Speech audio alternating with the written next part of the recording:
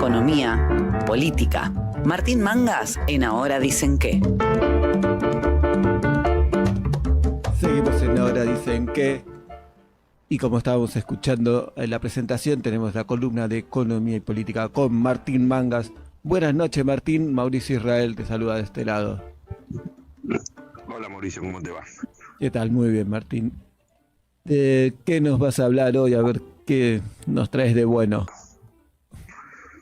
Bueno, no sé, digamos. No, a ver, me parece que lo central es el tema de la transición, del nuevo gobierno electo, de las medidas económicas que se avisoran, ¿no? Que en realidad no son nada positivas para el conjunto de la población, porque lo que se deja trascender o lo que se deja visualizar en estas declaraciones que están haciendo el presidente electo y sus principales funcionarios, vamos a ir nuevamente a un proceso de endeudamiento, de privatizaciones, de ajuste fiscal y monetario muy duro, y todo eso va a generar una altísima recesión, mucho más profunda que la que estamos viviendo y probablemente con un nivel muy parecido al de la pandemia, ¿no?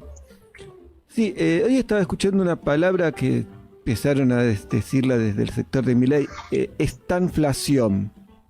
¿Y esto qué vendría siendo? Eso es un concepto económico que se acuñó en la década de los 70 en varios países, en los países centrales primero, después en los países latinoamericanos, y es una mezcla de una palabra estancamiento con la palabra inflación. Es cuando se da estancamiento económico, o sea, caída de la actividad económica fuerte, con alta inflación.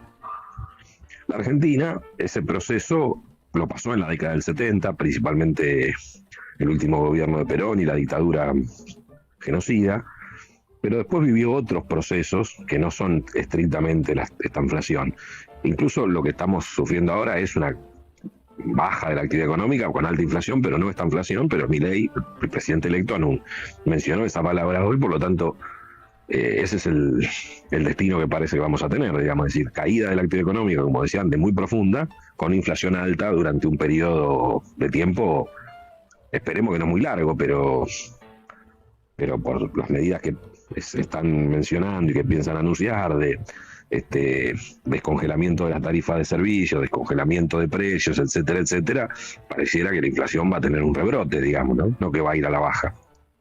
Las tarifas las van a descongelar para todas las personas, porque había, para algunos no, era antes, durante este gobierno que nos finalizó. Bueno, por supuesto, hay que esperar la letra fina de los anuncios cuando asuman, ¿no? Al principio decían que lo iban a hacer, el descongelamiento iba a ser para todos, después recularon un poco, pero en cualquier caso, un aumento de tarifas más o menos generalizado va a tener un impacto en el índice de inflación, seguro, y lo mismo va a pasar si liberan el tipo de cambio, es decir, si llevan se hace una devaluación importante del tipo de cambio, eso va a tener un efecto en precios, es decir, por eso que el escenario que se visualiza es el que el propio presidente electo está planteando, que es estancamiento económico con una inflación igual o más alta que la que tenemos. Y dice que en 2 años mejorarían. Digo, ¿con qué herramientas se puede mejorar algo que nos va a llevar a un pozo? Bueno, que una de las formas ortodoxas de la corriente ortodoxa de reducir la inflación es precisamente con ese estancamiento, con acercar mucho la actividad económica, acercar los salarios, acercar el poder de compra. Pero eso hace que un conjunto importante de la población sufra. Y tampoco es un sendero que está asegurado. El ejemplo que él pone permanentemente es el de la convertibilidad, el de los 90, pero desde que asumió Menem en mayo, junio de 1989 hasta la convertibilidad fueron casi 2 años, hasta abril del 91. Claro. Y esos 2 años fueron de una inflación muy alta. De hecho, Menem tuvo la segunda hiperinflación. Todos se acuerdan o todos recitan más o menos de memoria la hiperinflación de Alfonsín, que fue mucho más fuerte que la que tuvo Menem en el 90, pero que también fue un proceso considerado hiperinflacionario. Así que ese periodo que él menciona como positivo fue un periodo muy, muy negativo para la economía argentina. Claro, porque ejemplificaba con los primeros 2 años, o 20 meses, decía 24, de Carlos Saúl, que él iba a hacer lo mismo, pero tampoco fue beneficioso el 1-1 y que no haya inflación porque los trabajadores la pasamos mal, porque había desocupación. Bueno, por supuesto, después lo que hubo es una hiperdesocupación, digamos, que llegó al pico aproximadamente en torno al 25% cuando finalizó la convertibilidad. Entonces, tampoco ese proceso es una panacea, porque ese proceso implica un industricidio, implica una pérdida fuerte de empleo formal, en un contexto en donde ya la Argentina tiene una importante cantidad de trabajadores en la informalidad o no cubiertos por la protección social. Por lo tanto, se vienen años muy, muy difíciles y bueno, y habrá que evaluar también cuáles son las medidas, la resistencia que organiza el campo popular, ¿no? Y esto de lo que mejor malo conocido que bueno por conocer. El ministro que va a ser Luis Toto Caputo. ¿Cómo se lo ve? ¿Si va a ser igual que con Macri? ¿Si peor? ¿Si va a ir más a fondo? Bueno, lo que vienen mencionando como solución al problema de las LELIQ, que son las letras del Banco Central, es un nuevo endeudamiento. Es decir, salir de un endeudamiento que tiene el Banco Central con el Tesoro para pasar a un endeudamiento del Tesoro con deuda probablemente en moneda dura, en moneda extranjera. Hoy las letras del Banco Central, que no hay que dejar de decirlo, son un problema en pesos. Si se pretenden canjear por deuda en dólares, bueno, la Argentina va a iniciar un nuevo ciclo de endeudamiento externo en dólares, como el que sucedió durante el macrismo y del cual Caputo fue uno de los responsables. Esa es su especialidad, digamos, ¿no? El de los 100 años y el otro también tomó la otra deuda, él con el FMI también. ¿O ahí ya era otro el ministro? No, él no era ministro, cuando ya era otro el ministro, pero él fue secretario de Finanzas los primeros años y después fue ministro cuando ya el acuerdo con el fondo estaba en marcha, digamos, pero no deja de ser una persona que su gracia, digamos, por así decirlo, es saber colocar deuda. Y eso es también una mala noticia, digamos. Sí. Por eso preguntaba esto, cómo viene ahora, si ya lo conocemos, ya sabemos. Claro, entonces me confundí porque hoy escuchaba algo de la deuda a 100 años que tomó él, esa que... Sí, él es el que emitió ese bono, sí. Que... Él siendo ministro emitió ese bono. ¿Algo beneficioso de eso para qué? ¿O nada? No, pensemos nosotros que la Argentina la única forma en donde produce dólares es con sus exportaciones. Y sus exportaciones... en años buenos han sido del orden de los 100.000 millones de dólares, en años como este donde hubo sequía bastante menos, en el orden de los 80.000. Por lo tanto, cualquier capacidad de repago de la deuda que se tome en dólares, ya sea con el fondo o con cualquier tenedor privado, es decir, fondo de inversión privado, extranjero, es una deuda de muy difícil capacidad de repago para la Argentina. Entonces genera altísimos niveles de condicionamiento. Por eso decía que me parece una mala señal intentar resolver un problema de deuda en pesos como son las LELIQ, tomando deuda en dólares como puede ser cualquier bono que emita el nuevo gobierno para sanear, por así decirlo, entre comillas, el balance del Banco Central. Sí, ¿y cómo se va a recaudar? Porque dice que le va a quitar todos los impuestos a los exportadores, ya sea del campo u otros exportadores. ¿Cómo entraría ahí los dólares? Bueno, eso es también una pregunta que muchos nos hacemos. El único impuesto en la Argentina que está atado a moneda dura es la retención, los derechos de exportación. ¿Por qué están atados a moneda dura?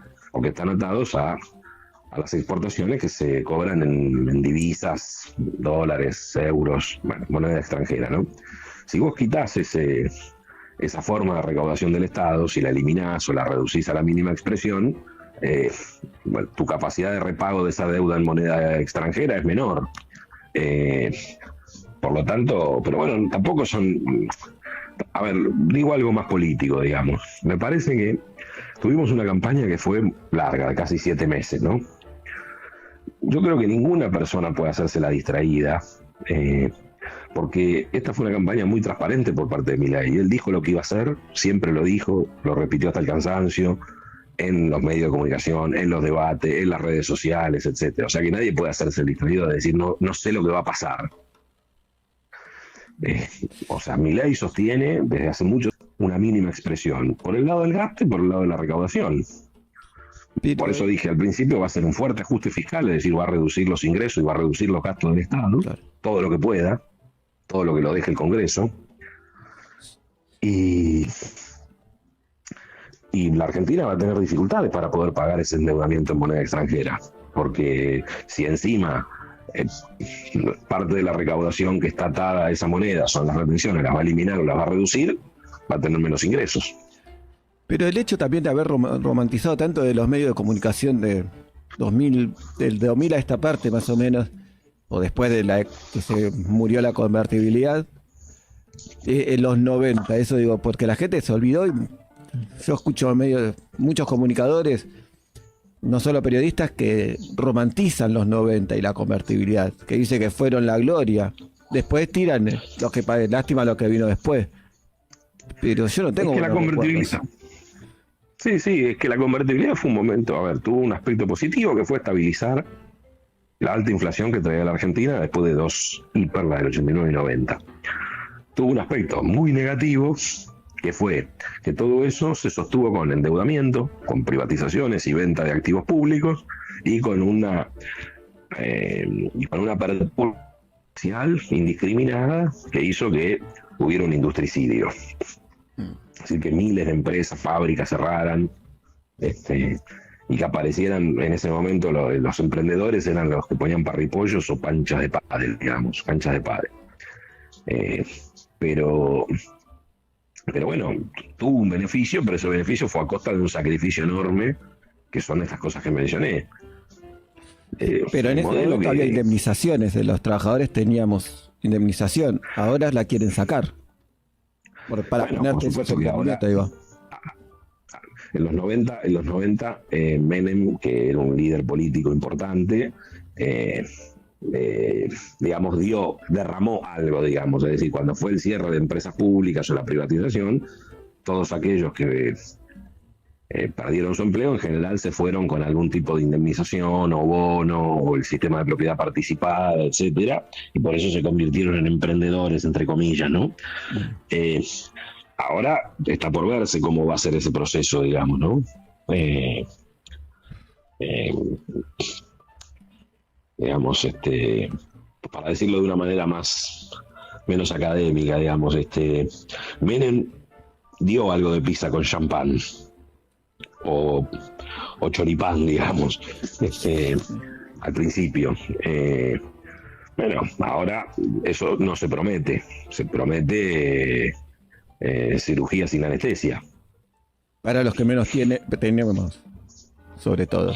Sí, obvio, para la población más vulnerable, la que depende de su empleo, de su salario, formal o informal. Por supuesto que hay un nivel de informalidad tan alta, como tantas veces hablamos en este programa, más del 30% de la fuerza laboral es informal, que la indemnización es algo que no sabe lo que es, porque no existe en sus relaciones laborales, pero para los que tienen un empleo formal, es un tema ese, perder ese derecho. Bueno, muchas fábricas que cerraron, o las mini pymes, por ahí tienen a sus trabajadores registrados pero ahora estaba pensando en esto que decíamos de las importaciones, todo lo que hay entre las divisas. ¿Vos crees que va a cumplir con esto de no tener relaciones con China y con Brasil, o Macri lo va a hacer recular? Porque eso yo creo que más allá que no es Macri que lo va a hacer recular, lo va a hacer recular la realidad, y ya de hecho reculó porque su canciller fue a reunirse con el canciller brasileño el fin de semana, el presidente electo le mandó una carta al presidente chino, es decir, pensemos nosotros que gran parte de las exportaciones chinas a China y a Brasil son grandes empresas argentinas, exportadoras de granos, algunas grandes empresas industriales, es decir, la propia casta económica, digamos, le va a regular porque es parte de su negocio ese. Yo creo que es más eso siempre un posicionamiento político de Milei, el tema de acusar a China, Brasil, de que son países comunistas o que sus presidentes son comunistas, etcétera, es más para posicionarse en la escena internacional con Trump, con Bolsonaro, con los partidos de ultraderecha nacionalistas europeos. En materia comercial, no veo que haya ninguna ruptura rápida ni inmediata de relaciones ni con Brasil ni con China, porque ahí los agentes económicos, los sectores dominantes de la economía argentina tienen una alta dependencia de esos países. Y el tema BRICS, que ya habíamos cerrado y si íbamos a entrar en eso, supuestamente decían que era beneficioso para el país. ¿Ahí crees que también va a cumplir en que no entrar? Eso sí, veo alguna factibilidad de que no ingrese argentino, no confirme su ingreso. En eso sí. Digamos, el alineamiento político a nivel internacional va a ser más con Estados Unidos, con Israel, no va a ser con China, ni con Brasil, ni con los BRICS. El alineamiento político, el comercio internacional es imposible, dada la estructura de exportaciones argentina, que no continúe con esos países, digamos. Pero políticamente sí tengo claro que no va a avanzar con los BRICS. Bien, eso no es una buena noticia entonces, ¿no? Para el país, o crees que puede pasar. No es una buena. Sí. No es una buena noticia, porque los BRICS era un espacio a ver, el mundo es un mundo multilateral, multipolar, digamos. Hay un gran actor político, económico, militar, que es Estados Unidos, pero también hay otro gran actor que es China, y también hay otro mercado grande que es India y Rusia y el propio Brasil, etcétera. Y era una forma de jugar un juego un poco más autónomo, más, como digo, multipolar, estar en ese espacio. Pero bueno, claramente no es la orientación del presidente, que también se encargó de decirlo en todos los ámbitos en esta campaña, que su alineamiento iba a ser con Estados Unidos e Israel.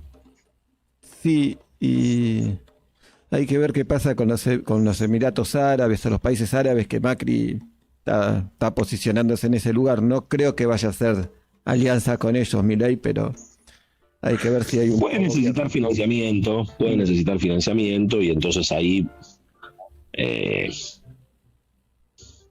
bueno, moderar su acercamiento a Israel, digamos, ¿no? Pero como digo, lo de los BRICS, sí lo veo que eso no hay chance de que eso avance, me parece. Lamentablemente, entonces, por lo que dijiste. Sí. Y con esto de China, que no va a tener relaciones más solo comerciales, sino con algo que no sé muy bien qué es, pero los swap. ¿Qué va a pasar con eso? Que ellos nos pagaron parte de la deuda, nos ayudaron a pagar parte de la deuda con el FMI, ¿o no? ¿Qué va a pasar ahora con China y esa ayuda que nos da? Por último, ¿no? Bueno, probablemente China no pide el rescate de los swap de manera inmediata, por eso también creo que Milei y su equipo mandó esa carta al presidente chino para invitarlo a la Asunción. ¿No? Digo, trató de recoger un poco el violín, pero no creo que siga habilitar ese financiamiento, digamos. Es decir, no creo que China te exija la devolución de esos fondos de manera inmediata, porque aparte Argentina no estaría en condiciones de devolvérselo tampoco, salvo que otro se lo preste, pero tampoco creo que esa línea siga habilitada en el futuro para poder seguir operando, digamos, ¿no? Bueno, Martín, muchas gracias. Es decir, es tener una fuente de financiamiento menos, digamos, ¿no? Es cerrar una fuente de financiamiento.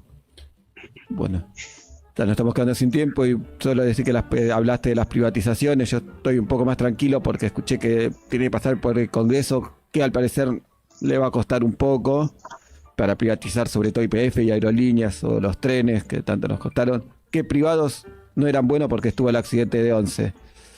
En fin, no sé si te quedó algo más para decir, algo cortito. No, simplemente que sí, el Parlamento puede ser un foco o una barrera para algunos avances. Vamos a ver cómo caminan las primeras medidas, ¿no? Las primeras medidas que impulsen el Parlamento, los apoyos que consiga, si el peronismo va a facilitar esa aprobación o no, o digamos, bueno, eso todo lo que habrá que ver cómo sucede en el verano, ¿no? Bueno, algunas cosas creo que el peronismo le va a poner algún freno, imagino, espero, tengo cierto anhelo, digamos, no tanta certeza, y en otras me parece que va a acompañar porque, bueno, siente que tiene que darle gobernabilidad al presidente que fue elegido con un número muy importante y con una diferencia muy grande, ¿no? Muchas gracias, Martín Mangas. Nos estamos escuchando por los próximos miércoles, quizás ya con él asumido y pudiendo ver cuáles son sus medidas. Hasta la próxima. Gracias a ustedes, como siempre, un abrazo. Chau, chau.